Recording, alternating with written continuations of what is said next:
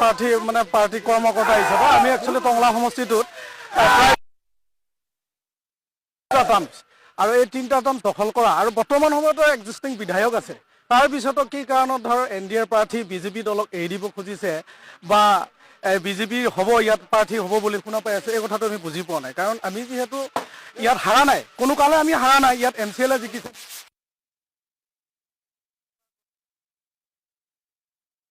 এই সমষ্টিটো কি কাৰণে তেওঁলোকে এৰি দিব খুজিছে আমি সেই কথাটো সাধাৰণ কৰ্মী হিচাপে মানি ল'ব পৰা নাই গতিকে সেইকাৰণে আজি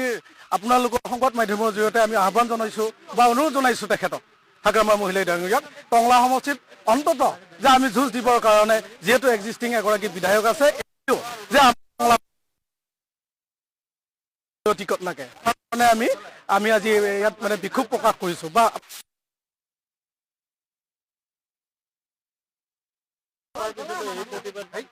না হ'বই কাৰণ দলীয় কৰ্মকৰ্তাৰ আৱেগটো অকণমান বেলেগ দলীয় হাইকমাণ্ডতকৈ দলীয় কৰ্মকৰ্তাৰ যিটো আৱেগ অনুভূতি এই কথাটো আমি বুজি পাওঁ কাৰণ মিত্ৰতা ধৰ্মটো আমি 2016 চনত বিধানসভা নিৰ্বাচনত যেতিয়া সৰ্বানন্দ সোণোৱাল মুখ্যমন্ত্ৰী হয় সেইবেলি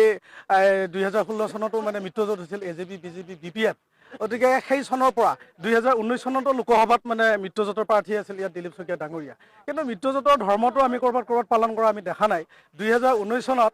যেতিয়া মানে MP ইলেকশ্যন হয় তেতিয়া দিলীপ শইকীয়া ৰমেন ডেকাৰ পৰিৱৰ্তে ইয়াত আমাৰ প্ৰাৰ্থী হিচাপে আহিছিল আৰু আমাৰ ওদালগুৰি জিলাখনৰ পৰা মিত্ৰজোঁটৰ যিহেতু চৰকাৰ আছিল গতিকে আমি গোটেই BTC পাৰ্টত মানে MLA আছিল 4টা MLA এই 4টা MLA লৈ তেনেকৈ BTC পাৰ্টৰ যিমানখিনি সভা সমিতি BPFৰ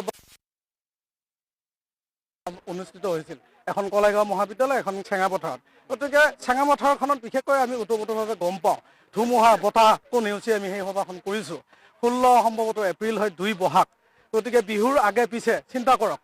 যে আমি নিশা 2 বাজি গৈছে 2 বজাত ঘৰত গৈ আকৌ 4 বজাত আহিছোঁ কাৰণ সভাখনৰ কাৰণে সেই তাৰিখত বহুত ধুমুহা আছিল ধুমুহা বতাহ আপোনালোকে জানে এতিয়া তাৰপিছতো আমি বহুত কষ্ট কৰি সেই সভা সমিতিবিলাক কৰিছোঁ কৰাৰ পিছত তেওঁ জিকিল আমি ভাল পালোঁ ভাল পোৱাৰ পিছত আমি আনন্দিত হৈছোঁ কিন্তু যেতিয়া 2020 চনত BTC বা BTR নামেৰে নিৰ্বাচন হ'ল তেতিয়া মানে যিটো গালি গালাজ আমি শুনিলোঁ যিটো গালি গালাজ আমি সাধাৰণ দলীয় কৰ্ম হিচাপে শুনিলোঁ কিন্তু আমাৰ সহ্য হোৱা নাই কাৰণ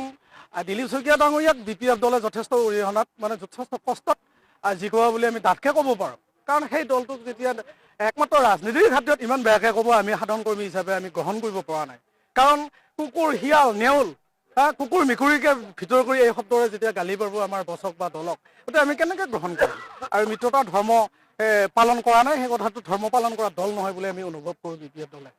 বা আমি সাধাৰণ কৰ্মকৰ্তা বুজাবুজি কৰি বিজেপিক এৰি দিছে এই কথাটো আমি ছ'চিয়েল মিডিয়াৰ জৰিয়তে আমি জানিব পাৰিছোঁ কিন্তু কথাটো সত্য নে অসত্য আমি এতিয়ালৈ গম পোৱা নাই কিন্তু আজি আমাৰ ইয়াত কাৰ্যনিৰ্বাহক সভা হৈছে এই কাৰ্যনিৰ্বাহক সভাত ইতিমধ্যে আমাৰ সিদ্ধান্ত গ্ৰহণ কৰা হৈছে টংলা সমষ্টিত আমি কোনো কাৰণত আমি বিজেপিক এৰি নিদিওঁ গতিকে আমি সন্মানীয় হাগ্ৰামা মহিলা ডাঙৰীয়া আমাৰ BTC চিফ আমাৰ দলৰ সন্মানীয় সভাপতি তেখেতক আমি আজি অনুৰোধ জনাব বিচাৰিছোঁ আমাৰ এই টংলা সমষ্টিটো যাতে কোনো কাৰণত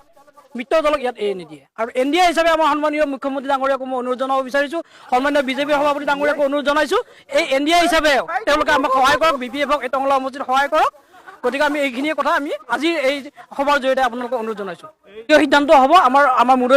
আমাৰ এইটো মুদৈপুৰী ব্লক ইয়াৰ পিছত আমাৰ খালিংদুৱাৰ ব্লকো আছে আমি গোটেইখিনি মিলি আলোচনা কৰি পৰৱৰ্তী সময়ত আমি আকৌ সিদ্ধান্ত ল'বৰ কাৰণে আমি আগবাঢ়িম